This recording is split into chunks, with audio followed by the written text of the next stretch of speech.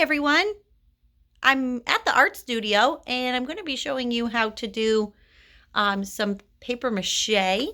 Paper mache is a super fun way to build a sculpture. It creates a solid shell on the outside of something so that you can paint it or glue things to it when you're all done.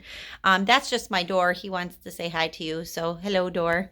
And here I'm setting you down on the ground because I have set my workstation up on the floor because paper mache can be pretty messy. So I know if you watched my armature video, you saw that it's important, especially because your mom and dad love their home and you want to be super responsible and show cheetah pride at home as well, that we set up a clean area to work. And we can get cardboard messy or a piece of, maybe mom or dad has like an old sheet, or even you can do this outside. It's a rainy day today, so I'm inside and I have this set up so that I won't make a big mess.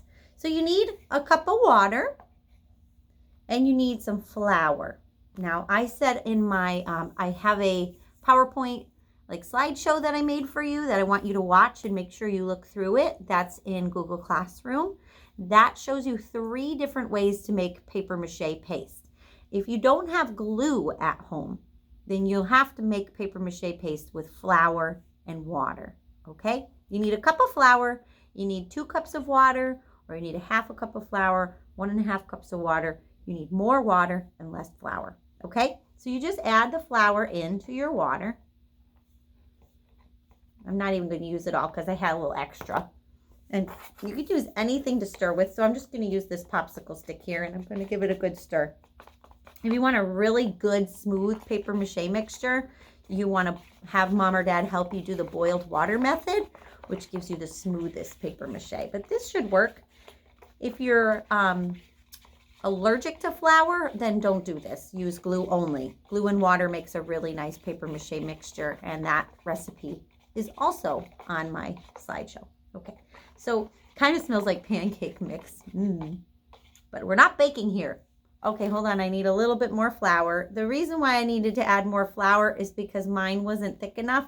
It shouldn't be all water, and there's a good way to test it out is when you hold up whatever you're stirring with, it should show like a creaminess.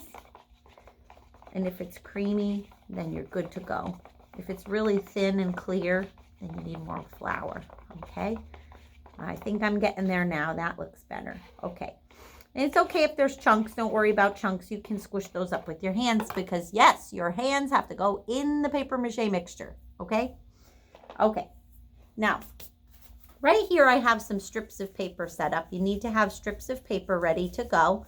Don't do this later. Do this first before you get your hands sticky and messy, okay? How do you make such nice straight strips, Mrs. Vining?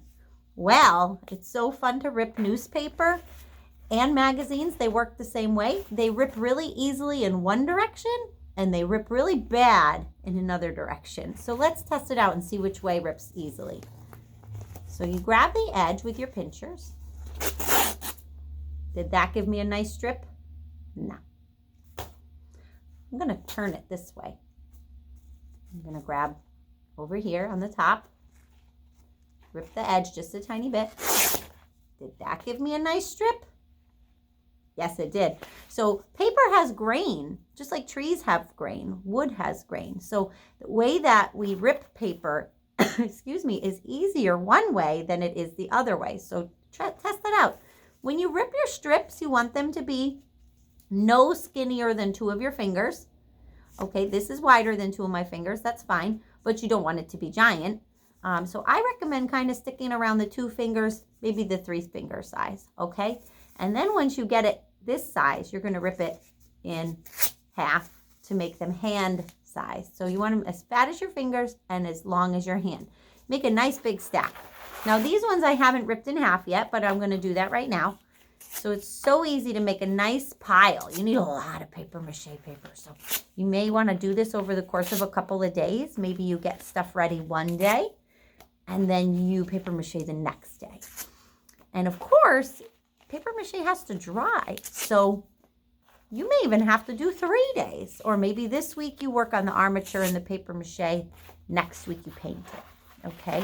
And that would be okay with me. I have this nice big pile. Look how much paper I have. That's a lot of pieces of paper to paper mache with. So I have my paper, I have my workstation, I have my paper mache paste, and I have my armature. My armature is my Jolly Rancher candy. Imagine if you had a Jolly Rancher this big, it would be so yummy. I am ready to paper mache. So paper macheing is so fun. You take a piece of paper, one strip at a time. Make sure you're only taking one. You dip it in your paper mache glue, whoop, whoop, whoop, a couple times, and then you take your two fingers like this, and you slide them down the piece of paper. Where did all the drips go? They went in the bucket. This piece of paper is soggy. That's great. We want it to be nice and soggy. And then we're going to smooth it and lay it on our armature, just like that. Take another one, dip it in the paper mache glue, slide our fingers down, and overlap. Every piece that you put on should be connected to a piece that you put on before. If you go in the wrong direction, that's not the wrong direction, as long as it's overlapping. They don't all have to go the same way. They just have to connect to each other, okay? So it smells like a pancake sculpture. That's so funny. Make sure anytime you put one piece of paper mache on that you make them smooth. You have to kind of sculpt them with your fingers. And don't be afraid to crisscross. Now, if you have a very tricky food sculpture, maybe you made a hot dog with a bun and it has like all these ins and outs and it's like curvy parts that go in and out. Right here is a part that goes down, out, and then down again. You want to make sure that you use strips of paper that reach across and connect the different parts of your sculpture. Don't keep all your pieces disconnected. Remember what I said, overlap them, and every one you put on is connected to the one before it, okay? Super important because that's going to give you a nice, solid, and smooth sculpture to paint when it's dry. This is looking good. And I mean good.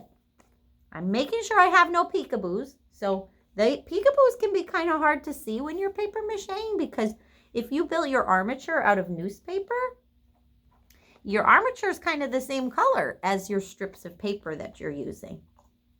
So make sure that you're looking carefully for those peekaboos. Anytime you get to an end like this, here's the end, you want to fold your pieces of paper over the end. It gives you a nice clean edge, just like that. And you want to make sure whenever you're going from one area to another area to another area that you have paper mache connecting it. Yes, I am going to need to paper mache the sides. I don't have to paper mache the bottom unless I want to. If I want to paper mache the bottom, then I have to let the top dry, then flip it over and paper mache the bottom, okay? So it's up to you if you want to paper mache the bottom. Am I done?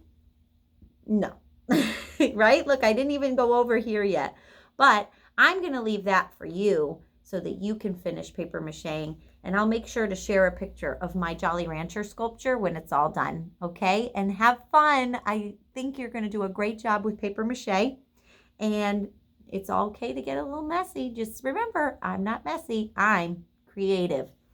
Bye.